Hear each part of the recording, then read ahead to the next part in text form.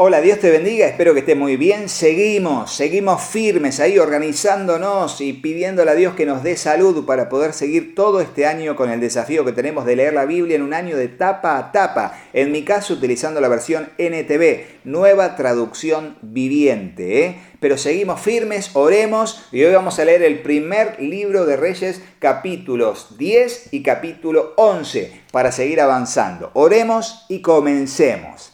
Señor Dios, te damos muchas gracias por este día, Señor, y te pedimos que tú puedas estar ayudándonos, Señor, a seguir avanzando en este desafío y que tú puedas hablarnos particularmente hoy, que podamos comprender tu palabra y seguir adelante tomados de tu mano. Señor, aquí está nuestro corazón como una tierra fértil, donde tu palabra, tu semilla será sembrada. Te ruego, Dios, que allí pueda germinar, crecer y dar fruto al 100, al 60 o al 30 por uno, conforme sea tu propósito y nuestra fe en tu bendita palabra. Te lo pedimos en el nombre de Jesús y juntos decimos amén, amén y amén. Y así leemos ahora el capítulo 10.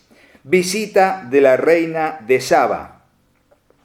Cuando la reina de Saba se enteró de la fama de Salomón, fama que honraba el nombre del Señor, fue a visitarlo para ponerlo a prueba con preguntas difíciles. ¿Escucharon eso? Fama que honraba el nombre del Señor. Eso está bueno para subrayarlo.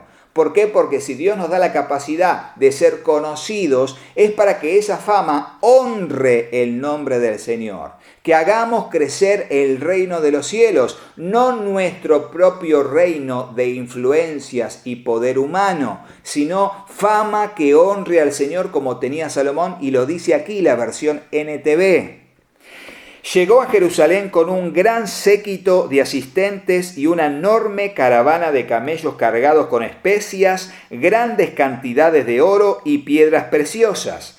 Cuando se presentó ante Salomón y habló con él acerca de todo lo que ella tenía en mente, Salomón tenía respuestas para todas sus preguntas. Nada le resultaba demasiado difícil de explicar. Cuando la reina de Saba se dio cuenta de lo sabio que era Salomón y vio el palacio que él había construido, quedó atónita. También estaba asombrada por la comida que se servía en las mesas del rey, por la forma en que estaban organizados sus funcionarios y la ropa espléndida que usaban, por los coperos y por las ofrendas quemadas que ofrecía Salomón en el templo del Señor. Entonces la reina exclamó: todo lo que oí en mi país acerca de tus logros y de tu sabiduría es cierto. Yo no creía lo que se dijo hasta que llegué aquí y lo vi con mis propios ojos. De hecho, lo que había oído no refleja ni la mitad. Tu sabiduría y prosperidad superan ampliamente lo que me habían dicho. Qué feliz debe estar tu pueblo.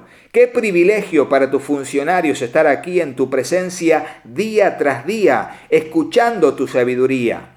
Alabado sea el Señor tu Dios, quien se deleita en ti y te ha puesto en el trono de Israel.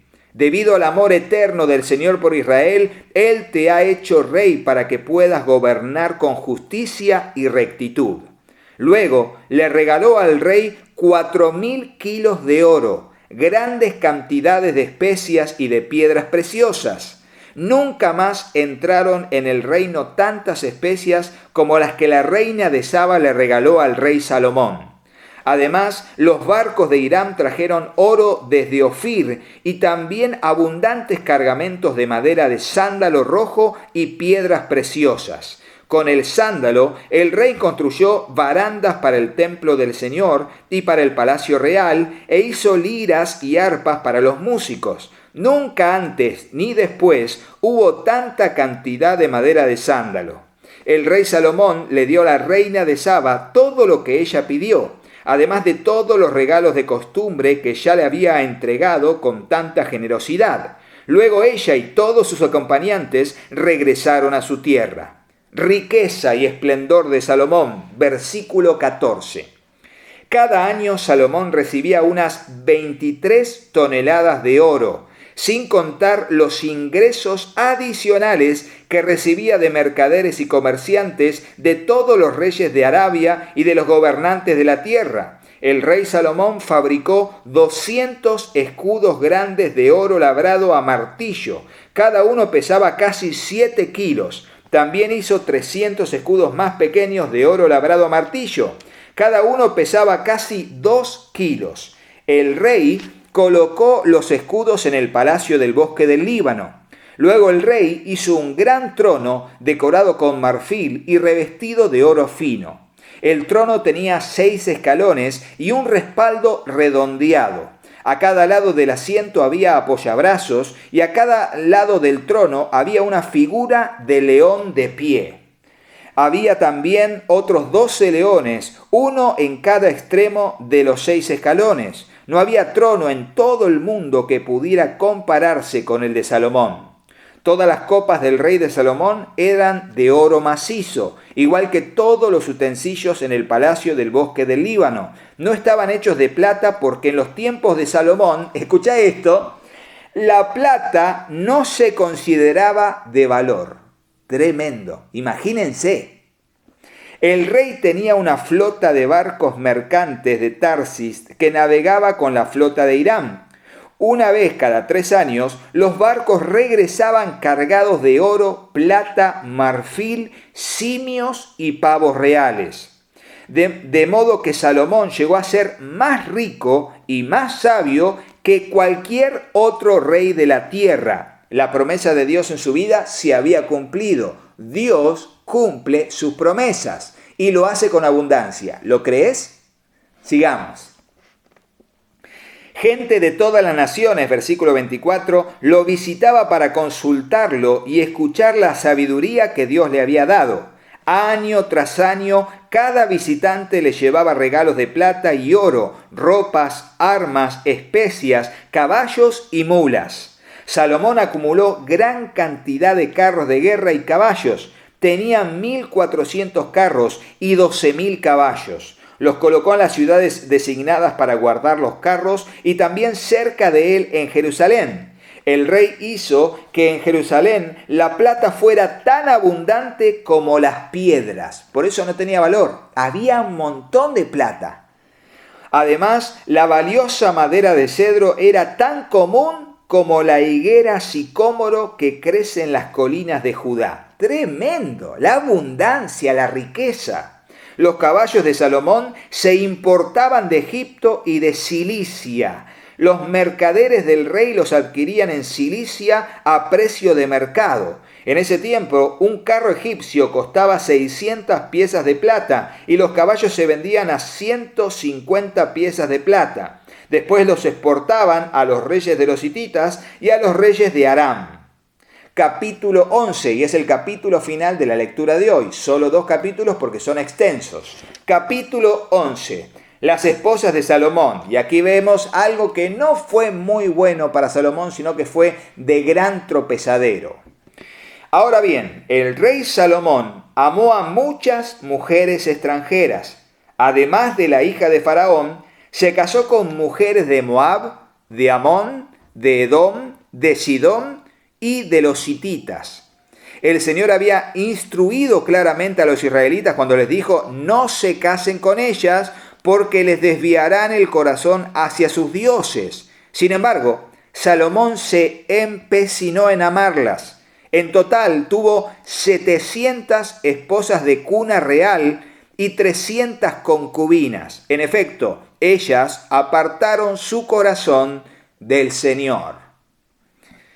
Cuando Salomón ya era anciano, ellas les desviaron el corazón para que rindiera culto a otros dioses en lugar de ser totalmente fiel al Señor su Dios, como lo había sido David su padre.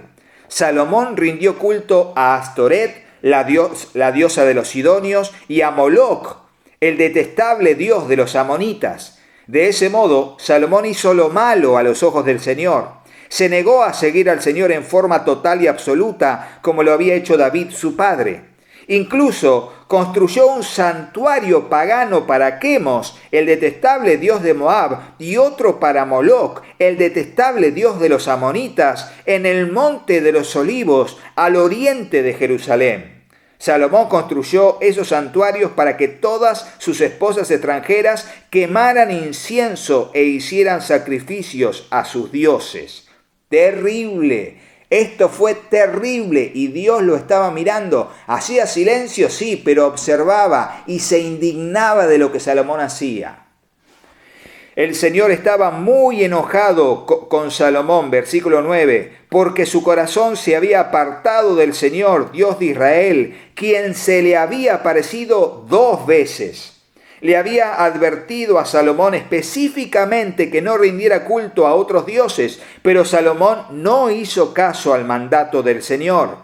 En consecuencia, el Señor le dijo: ya que no has cumplido mi pacto y has desobedecido mis decretos, ciertamente te arrancaré el trono y se lo daré a uno de tus siervos. Pero por amor a tu padre David no lo haré mientras viva, sino que le quitaré el trono a tu hijo. Y aún así, no le quitaré el trono entero. Lo dejaré ser rey de una tribu por amor a mi siervo David y por amor a Jerusalén, mi ciudad escogida. Adversarios de Salomón. Versículo 14. Entonces el Señor levantó a Hadad, el edomita, quien era miembro de la familia real de Edom, para que fuera adversario de Salomón.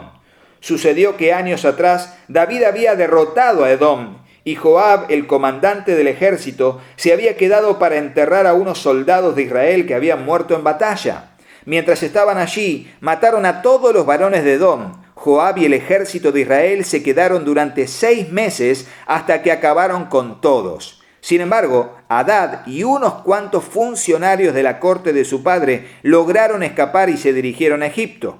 Hadad era apenas un niño en ese tiempo. Salieron de Madián y se fueron a Param, donde otros se les unieron. Luego viajaron a Egipto y se presentaron ante el faraón, quien les dio casa, comida y tierras. El faraón se encariñó con Hadad y le dio en matrimonio a su cuñada, la hermana de la reina Tafenes. Ella le dio un hijo a quien llamaron Genubat. Tapenes lo crió en el palacio del faraón entre los propios hijos del faraón. Cuando le llegó la noticia a Hadad en Egipto de que tanto David como su comandante Joab habían muerto, le dijo al faraón, permíteme regresar a mi país. ¿Por qué?, le preguntó Faraón. ¿Qué te falta aquí que deseas regresar a tu tierra? Nada, contestó él, pero aún así te pido que me dejes regresar. Dios también levantó a Rezón, hijo de Eliada, como adversario de Salomón. Rezón había huido de su amo, el rey Hadadezer de Soba, y había llegado a ser un líder de una banda de rebeldes. Después que David venció a Hadadezer, Rezón y sus hombres huyeron a Damasco, donde él llegó a ser rey. Rezón fue enemigo a muerte de Israel por el resto del reinado de Salomón y generó conflictos como lo había hecho Hadad. Rezón odió a Israel profundamente y siguió reinando en Aram. Jeroboam se rebela contra Salomón. Versículo 26. Otro líder rebelde fue Jeroboam, hijo de Nabat, uno de los propios funcionarios de Salomón. Provenía de la ciudad de Sereda, en Efraín, y su madre era una viuda llamada Serúa. Esta es la historia que explica su rebelión. Salomón estaba reconstruyendo los terraplenes y reparando las murallas de la ciudad de su padre David. Jeroboam era un joven muy capaz. Cuando Salomón vio lo diligente que era, lo puso a cargo de los trabajadores de las tribus de Efraín y Manasés, los descendientes de José. Cierto día, mientras Jeroboam salía de Jerusalén, el profeta Ahías de Silo se encontró con él en el camino. Ahías tenía puesto un manto nuevo. Los dos estaban solos en un campo. Cuando Ahías tomó el